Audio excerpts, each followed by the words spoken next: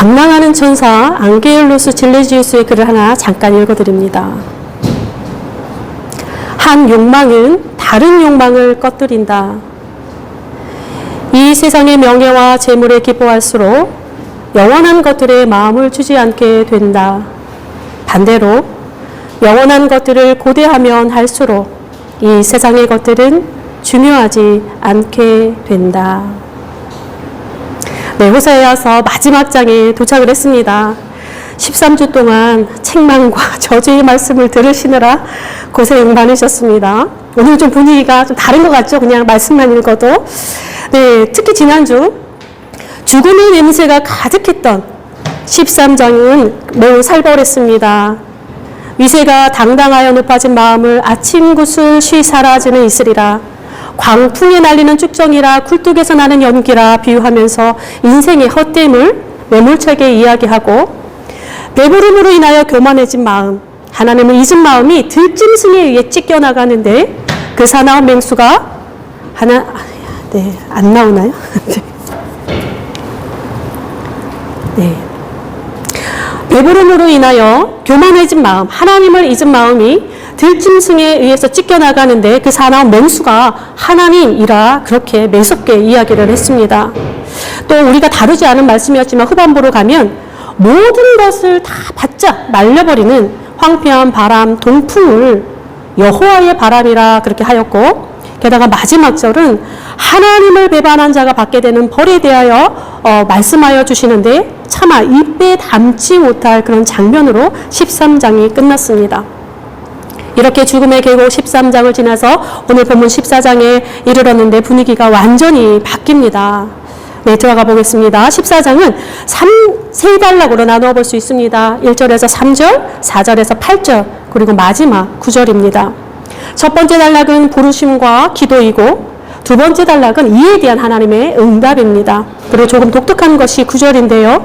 호세아서가 8절을 끝으로 마무리해도 전혀 어색하지 않은 그러한 구절입니다. 왜냐하면 어휘나 문체도 이제까지의 것과는 다른 지혜 문학의 것을 가지고 있습니다. 그리고 내용도 호세아서 위에 동동 요 한 줄만 떠 있는 것처럼 그런 느낌이 드는데, 그러나 한편으로서는 호세아서 전체를 견인하고 있는 그런 한 줄 같기도 합니다. 하나님의 부르심으로 첫 번째 단락이 시작을 했습니다. 이 나라가 여호와를 떠났다라고 하면서 1장에서 호세아 1장에서 시작이 되었습니다. 근데 오늘 마지막 절 14장은 하나님을 떠난 이들을 돌아오라 부르짖으며 또 시작을 합니다. 돌아오라. 호세아 예언의 종결이라고 볼 수 있는데요. 내 남편에게로, 내 하나님 여호와께로 돌아오라는 부르심은 1장부터 마지막까지 일관되게 등장하고 있습니다. 이제까지 모든 비유와 은유들, 잔인한 심판의 내용들 모두가 이 돌아오라라고 하는 이 표현의 다른 표현이기도 합니다. 돌아오라라고 하는 이 부르심에는 항상 공식구처럼 함께 등장하는 표현이 있습니다. 바로 내 하나님 여호와라고 하는 말이 따라 붙습니다. 내 하나님 여호와. 이는 하나님과 이스라엘이 특별한 관계가 있음을 드러내는 그러한 문구입니다. 이 특별함이라고 하는 것은 언약입니다. 내가 너희 하나님이 될 것이니 너는 나만 바라보라 라고 했던 그 언약입니다. 아브라함과 이삭과 야곱을 이끌어낸 부르심이며 이스라엘이 하나님이 되시겠다 하시면서 하나님 자신을 스스로 묶어놓으신 그러한 언약입니다. 약속입니다. 하나님은 이 약속에 늘 변함없이 신실하셨는데 이스라엘은 끊임없이 불의함으로 일관하였습니다. 2절입니다. 너는 말씀을 가지고 여호와께로 돌아와서, 말씀을 가지고 돌아오다. 굉장히 난해한 표현이기도 합니다. 이 표현이 너무나 난해해서 사실은 학자들에게서도 여러 가지 의견이 분분하고 수많은 의미들이 도출되어 왔습니다. 근데 분명한 것은 돌아오는 이스라엘에게는 하나님과 맺은 이 언약이 살아 있어야 함을 드러내는 그러한 표현이기도 합니다. 그러니까 하나님께로 돌아오는 이스라엘이 그냥 맨몸 하나 떨렁떨렁 돌아오는 그런 식으로 와서는 안 된다라고 하는 말씀입니다. 그들에게 그동안 버려졌던 언약, 잊혀졌던 언약, 죽은 언약이 아니라 이스라엘 자신에게도 생생하게 살아있는 그 말씀을 가지고, 그 언약을 가지고 다시 돌아오라 할 것을 지금 이야기를 하고 있습니다. 그런 다음 호세아는 기도를 하나 가르쳐 줍니다. 너희는 이렇게 기도하라. 자, 2절과 3절이 기도의 내용인데요. 기도의 본으로서 매우 중요한 구절입니다. 우리가 호세아 6장을 다룰 때에 나쁜 기도의 예로서 호세아 6장을 말씀드렸죠. 그러면서 좋은 기도의, 바른 기도의 예로서 예레미야 3장을 비교해 드렸습니다. 이 오늘 14장의 기도는 이 예레미야 3장의 기도처럼 바른 기도의 한 예입니다. 읽어드리겠습니다. 모든 불의를 제하시고 선한 발을 받으소서. 우리가 수송아지를 대신하여 입술의 열매를 주께 드리리이다.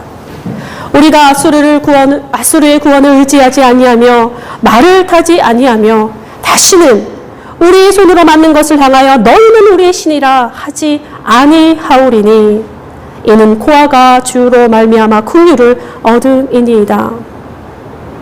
이 몇 줄 안 되는 이 기도에 호세아서 전체가 들어있다라고 해도 과언은 아닐 것입니다.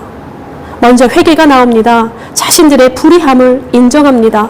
하나님을 향하여 불의하고 인간을 향하여 불의한 자신들의 실체를 낱낱이 고백하며 이 불의가 제거되기를 구하고 있습니다. 우리의 기도는 언제나 일상의 부족함을 채워달라고 하는, 삶의 고난 가운데 구원해달라고 하는 것으로 시작이 되는데, 이 호세아 14장의 기도와 예레미야 3장의 기도는 언제나 자신들의 죄와 불의함에서 출발하며 철저하게 이를 회개하는 데서부터 기도가 시작된다라고 하는 점입니다. 구원보다 죄가 벗겨져 나가는 것, 이에 대한 하나님의 긍휼과 용서를 먼저 구합니다. 그런 다음 이어지는 내용이 내가 무슨 죄를 지었는지, 자신들이 무슨 죄를 지었는지 정확하게 알고 있고 또 그것을 스스로 고발하고 있습니다. 아수르와 말과 손으로 만든 우상을 의지했던 것, 세상의 힘과 권력과 부를 가지고 무엇이든 할 수 있을 것이라 했던 그 착각을 벗어 던져버립니다. 삶의 가치와 이상을 현란하게 채색했던 손으로 만드신 그 우상을 쓰레기통에 던져버리는 그런 작업을 먼저 합니다. 내 손 안에서 통제하려 했던 삶의 모든 정권을 하나님의 손에 이양하고 있습니다. 인간적인 안전체계를 의지하지 않습니다. 자신들의 손에 확실히 쥐고 있었던 그 힘을 다 빼버립니다. 자신의 손을 비웁니다. 하나님께 무엇을 해달라 간구하는 구절도 없습니다. 다만 그들이 경험한 하나님의 온전하신 긍휼을 기억하며 다시는 이러하지 아니하겠다 결심하고 또 다짐하는 그러한 기도입니다. 지금 내게 필요한 것, 지금 원하는 것을 구한다기보다 도리어 자신들이 그동안 하지 못했던 입술의 열매를 드리겠다, 지금 단호한 의지를 보여주고 있습니다. 그 입술의 열매라고 하는 표현, 이 열매로 번역된 히브리어 단어는요, 열매는 황소라고 하는 단어입니다. 황소. 복수형으로 표현되어 있는데, 그동안 이스라엘이 호세아에서도 많이 나왔던, 그동안에 드렸던 수많은 황소들과 대비되고 있습니다. 이거 단순하게 아주 직역하면, 이제는, 그러니까 입술의 열매가 입술의 황소를 드리겠습니다 라고 하는 것과 같습니다. 예물로서 전해드렸던 황소, 그 황소처럼 지금 내 삶의 열매, 입술의 열매, 삶의 열매를 드리겠다라고 하는 단호한 결의가 나오고 있는데, 사실 이 표현은 그리 예사로운 표현은 아닙니다. 그 제사로 시작되는 책이 있습니다. 번제와 소제, 속건제와 속죄제, 그리고 화목제라고 하는 5가지 제사부터 이렇게 막 나열되고 있는 책이 있는데 바로 레위기입니다. 거기에 보면 예물의 종류가 이렇게 막 여러 가지가 나열되어 있습니다. 곡식으로 드리는 제사인 그 소제만 제외하고 4가지 제사 중에서 가장 큰 예물은 수송아지입니다. 황소랑 같은 말입니다. 이 수송아지를 드린다라고 하는 건 자신에게서 가장 큰 것, 힘을 다하여 드린다는 의미입니다. 그러니까 이제 언약의 말씀에 대하여 최선을 다하여 신실하게 살겠다라고 하는 그러한 굳은 의지를 표현하고 있습니다. 이 제사를 비유한다라고 하는 것은 매우 비장한 기운이 감돌게 되어 있습니다. 제사에서, 이스라엘의 고대 제사에서 매우 중요한 작업이 예물을 잡아 다루는 작업인데, 이 예물을 잡아 다루는 작업을 제사장이 하지 않습니다. 바로 예물을 드린 자가 그 작업을 다 수행을 합니다. 한번 레위기를 잘 읽어보십시오. 제사장이 하는 일은요, 중간에 피를 제거, 피에 대한 관련된 일, 그리고 나중에 이 작업을 다 끝나고 나중에 불을 붙여서 하나님께 드리는 작업만 제사장이 하지, 예물을 가지고 와서, 그러니까 수송아지를 가지고 와서 거기에 안수를 하고 그 동물을 잡고 또 일일이 가지고 다 벗기고 또 다 조각을 내고 각을 뜨는 그 모든 과정을 누가 하느냐면 예물을 가져온 자가 하는 거예요. 그 이후에 제사장의 역할이 이제 중간중간에 나옵니다. 이 과정 자체가 예물 드리는 그 예배하는 그 자에게 있어서 매우 의미가 깊습니다. 왜냐하면 그 예물이 자신을 대신하는 것이요, 예물을 대한다라고 하는 것은 자기 자신을 대하는 것과 동일하는 것이기 때문에 그렇습니다. 번제이든 화목제이든 속건제이든 속죄제이든 모두 다 동일합니다. 그 수송아지가 하나님께 드려지는 그 모습처럼 똑같이 나도 죽임을 당하고 조각조각 나뉘며 최후에는 모든 것이 다 불살라져서 하나님께 드려지는 것처럼 그렇게 자신을 드린다는 의미를 가지고 있습니다. 그러니 이들의 제사가 어찌 비장하지 않을 수 있겠습니까? 지금 이와 같이 이스라엘은 온전하게 자신을 드리며 이전에 지었던 죄악들을 다시는 하지 않겠다, 그렇게 결심하는 그런 장면이 바로 오늘의 기도에 담겨져 있습니다. 그래서 자신들에게 살아있는 언약의 말씀을 가지고 또한 입술의 열매, 선한 행위를 가지고 하나님께 돌아오겠다 결의를 다집니다. 이렇게 철저하게 회개하고 돌아오는 이들에게 하나님이 가만 계실 리 없습니다. 4절과 8절에까지의 두 번째 단락입니다. 하나님의 응답이시죠. 내용이 아주 기가 막히게 좋습니다. 그동안 호세아에서 보지 못했던 그런 축복의 말씀이 쫙 드러납니다. 지난 13장이 심판의 끝을 보여줬다라고 한다면 오늘 14장에서는 하나님께서 부어주시는 축복이 무엇인지 온전히 드러내고 있습니다. 말씀을 가지고 돌아오는 이스라엘을 고치고 내가 기쁘게 사랑하겠다 하십니다. 하나님의 진노는 이미 떠났습니다. 회개 시작과 함께 진노는 떠나버립니다. 바로 하나님의 축복과 회복의 비유로 등장하는 수목들이 쫙 나열됩니다. 백합화, 백향목도 그냥 백향목이 아니에요. 레바논의 백향목입니다. 레바논의 백향목이라고 하는 것은 최상품을 이야기를 하는 겁니다. 자, 감람나무, 포도나무, 포도주, 푸른 잣나무, 이 단어들만 봐도 느낌이 좀 오시지 않습니까? 모두 다 성경 속에서 축복의 상징으로 자주 등장하는 그런 수목들입니다. 종합 세트처럼 죄다 불러 모았습니다. 이 기도 가운데, 하나님의 응답 가운데. 이제 이스라엘은 백합화처럼 피고 레바논의 백향목, 최상급의 나무처럼 뿌리가 깊이 박히면서 그 가지는 왕성하게 자라며 감람나무 같은 아름다움이 있을 것이다. 바알에게 기도했던 곡식이 아니라 하나님이 베푸시는 곡식의 풍성함과 포도주의 좋은 향기가 이제 그들의 것이다 말씀하십니다. 이들의 소유가 될 그 열매가 모두 하나님에게로부터 말미암을 것이다 라고 이야기를 합니다. 이 축복의 말씀을 우리에게 하신다면 얼마나 직접 만약에 듣는다면 그냥 상상만 해도 막 흐뭇할 것입니다. 이 하나님의 응답되는 서두에 또 굉장히 우리가 유심 있게 봐야 되는 표현이 있습니다. 내가 기쁘게 그들을 사랑하리라 하면서 이제 다음 말씀들이 나온 거예요. 뭐 백합화, 백향목 이런 나오는데요. 기쁘게라고 하는 히브리어 단어, 이것을 한번 찾아보았습니다. 기꺼이 하다라고 하는 것에서 파생된 단어인데요. 이 단어 자체만으로는 무슨 뜻이냐면 자원 예물입니다. 그러니까 화목제에 쓰이는 예물이에요. 아낌없는 마음, 바치기 위해 준비된 마음이라고 하는 뜻을 가지고 있는데 지금 하나님께서 자신을 백성에게 화목제물로, 자원예물로 드리겠다라고 하는 표현입니다. 내가 기쁘게 그들을 사랑하리라. 이스라엘이 자신을 그렇게 내어준 것처럼 하나님도 이스라엘에게 자신을 그렇게 내어주겠다라고 하는 말씀을 먼저 쫙 깔아주는 그런 모습입니다. 바로 하나님께서, 당신께서 스스로 화목제물이 되어 감사제가 되어지고 화목제물이 되어서 너희에게 내가 가겠다라고 하는 것입니다. 하나님과 그의 백성과의 온전한 회복을 의미합니다. 이 단어가 시편 110편에서는 헌신하다라고 한 단어로 번역되는데요. 바로 우리를 향해서 그렇게 하나님 헌신하시는 모습을 보여주고 있습니다. 화목제물, 그 제물이 되어서 자신을 내어주는 사랑, 아낌없이 내어주기 위해 준비된 하나님의 마음이라 그렇게 우리에게 말씀합니다.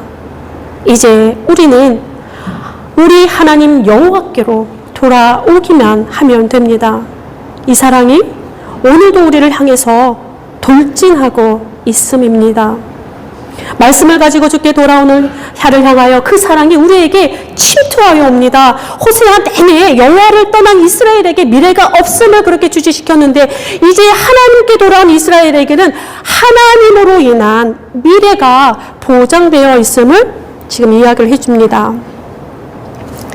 그 축복의 말씀 한복판에 하나님이 이슬로 표현됩니다. 13장에서 이슬은 해가 떠오르면 쉬이 사라지는 헛된 인생에 비유되었는데 오늘 본문에서의 이슬은 전혀 다른 의미입니다. 모든 지면과 수모기를 촉촉하게 적시는 새벽 이슬과 같습니다. 풀잎마다 맺힌 그 아침 이슬, 새벽 이슬을 생각한다라고 한다면 어떠십니까? 바람이 불지 않고 조용한 그리고 평화로운 목가적인 그런 아침이 자연스럽게 떠오르게 되는데요. 사나운 맹수가 심장을 찢어내는 13장의 분노의 하나님과는 굉장히 다른 모습으로 지금 화하고 있습니다. 잠언에 비슷한 표현이 있습니다. 잠언 19장에 왕의 노함은 사자의 푸르짖음 같고 그의 은택은 풀 위에 이슬 같으니라. 이 한 문장이 마치 호세아서 13장과 14장을 요약한 문장 같습니다. 이슬 같은 하나님.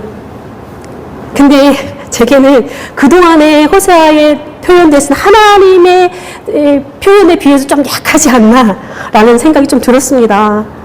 라이언킹에 나오는 심바처럼 아니면 하늘의 독수리나 바다의 막 고래처럼 이왕 딱 보기에도 막 보람직하고 믿음직한 그런 인상을 줄 수 있는 것에 좀 비유하시면 좋겠는데 세계의 지존이라고 부르는 그런 것들과 좀 나란히 비유하면 좋겠는데 거기에 비하면 이슬 같은 하나님 약간 미미해 보이기도 합니다. 그래서 한 주간 내내 왜 이슬 같은 하나님이 비유했을까라는 생각이 사실은 들었습니다. 축복의 말씀으로 등장하는 이름들이 수목과 관련되어서 그런지도 모르겠습니다. 아무튼 이슬 같은 하나님이란 표현은 무언가 큰 것을 기대했던 제 어떤 인간적인 사고의 허를 찌르는 표현 중에 하나였습니다. 영양가도 하나 없는 그저 산소만 품고 있는 맑은 물, 이슬. 이슬은 우리가 잘 아는 바와 같이 광야가 많은 이스라엘에서 수목과 들 짐승의 생명을 지키기 위해서 앞서서는 안 되는 그런 중요한 물이기도 합니다. 광야에서 수목이 자라고 열매를 맺을 수 있게 하는 이 생명력의 원천이 여기에 있는 것처럼 우리 삶의 생명력이 하나님께 있음을 드러내려 함일지도 모르겠습니다. 왜 이슬 같은 하나님일까? 라는 생각을 하면서도 한 주간 내내 이슬이 떠나지 않았습니다. 근데 생각하면 생각할수록 잔잔한 감동이 밀려오는 것도 사실이었습니다. 이슬이 안 맺히는 날은 있어도 이슬이 안 내리는 곳은 없더라라는 것입니다. 하나님의 자비가 우리의 삶 속에 닿지 않은 것은 없을 것입니다. 어둠 속에서 고요하게 아무도 모르게 내리는 이슬이지만 또 우리가 깨닫지 못할 수는 있으나 대지와 수목이 알고 있듯이 우리가 하나님의 사랑을 눈으로 확인하기 어렵고 너무나 사소해서 지나쳐버리기 일쑤이나 우리의 삶의 열매로 증거되는 것 같습니다. 이슬이 영양소 하나 없이 그저 산소만으로 이루어진 밝은 물이나 대지와 수목을 살리는 생명력을 품은 신비 그 자체인 것처럼 이런 것이 하나님의 은혜일까 미미해 보이는 것들조차도 여전히 우리의 삶을 지탱하는 신비로 하나님의 은혜가 매우 가까이에 있음을 고백할 수밖에 없었습니다. 우리의 미래가 변덕스러운 우리 자신과 환경에 있는 것이 아니라 우리를 향하신 하나님의 신실함, 매일 아침마다 내리시는 그 이슬 같은 하나님께 있음이 발견되어집니다. 아낌없이 기꺼이 내어주는 사랑으로 그 이슬 같은 하나님이 언제나 우리의 곁에 있다라는 사실입니다. 그리고 호세아는 마지막으로 우리에게 질문 하나 던집니다. 지혜문학적인 질문들인데요. 잠언이나 전도서에서 많이 발견되는 질문들입니다. 여호와의 도, 9절입니다. 여호와의 도, 여호와의 길입니다. 같은 길을 죄인과 의인이 걷습니다. 그런데 이 여호와의 길은 하나의 길이나 이 길은 누구에게나 동일하지 않은 것을 보여주고 있습니다. 의인과 죄인이 대조를 이루면서 이 넘어짐이라고 하는 것이 부각되고 있는데, 이 9절에 걸려 넘어지다라고 하는 단어는 14장 1절에 시작하는 그 1절에서 엎드러졌느니라 라고 한 단어와 같습니다. 이스라엘의 넘어짐, 죄인들의 넘어짐. 지금 1절과 14절이 수미 상관법이 사용되어지면서 마무리되고 있습니다. 여호와의 길. 이 길은 누구나 즐겁게 갈 수 있는 길은 아닌 것 같습니다. 어떤 이는 즐겁게 가나 어떤 이에게는 넘어지는 길입니다. 이런 여호와의 길을 누가 알겠는가? 심오한 질문으로 호세아서가 마칩니다. 고린도전서 1장 말씀을 읽어드리며 말씀을 마무리합니다. 십자가의 도가 멸망하는 자들에게는 미련한 것이요 구원을 받는 우리에게는 하나님의 능력이라. 아멘. 기도하겠습니다. 이슬 같은 하나님, 온 대지와 수목을 촉촉하게 덮으시는 생명의 능력이 우리의 삶 구석구석에 임하시니 감사드립니다. 우리가 깨닫지 못하여도, 우리가 보지 못하고 듣지 못하여도 하나님의 은총은 언제나 우리와 함께 있습니다. 하나님으로 인하여 우리가 뿌리를 깊이 내리고, 하나님으로 인하여 꽃을 피우며, 하나님으로 인하여 열매를 맺고 장렬한 태양 안에 그늘을 주는 커다란 나무로 장성하고 있습니다. 주님 감사드립니다. 우리의 작은 걸음 하나하나가 바르게 거둘 수 있도록 도와주시고, 우리의 작은 시간들의 조각이 하나님을 더 깊이 알아가는 그러한 신실한 시간들이 되게 하옵소서. 우리의 불의를 제하사 세상의 힘을 의지하지 않게 하시고, 우리의 거짓을 제하사 주께 신실함으로 살아가게 하옵소서. 공습의 사이렌이 멈추지 않는 우크라이나, 고통과 절망의 땅이 된 튀르키예와 시리아를 위해 간절히 비옵니다. 또한 한 주간에도 폭력과 하나님 압제로 생명을 잃은 사람들의 소식들이 들려왔습니다. 하나님, 이 귀한 오늘도 한 생명을 더 구원하여 주시고, 이 귀한 하루도 한 생명이 더 삶을 이어갈 수 있도록 도와주옵소서. 살아남은 이들이 다시 생을 회복할 수 있도록 도와주시고, 우리는 우리의 삶의 자리에서 어떻게 주님의 평화의 수로가 될 수 있을런지 하나님 씨름하는 한 주간이 되게 하여 주옵소서. 우리를 위해 기꺼이 모든 것을 내어주신 예수 그리스도의 이름으로 기도드립니다. 아멘.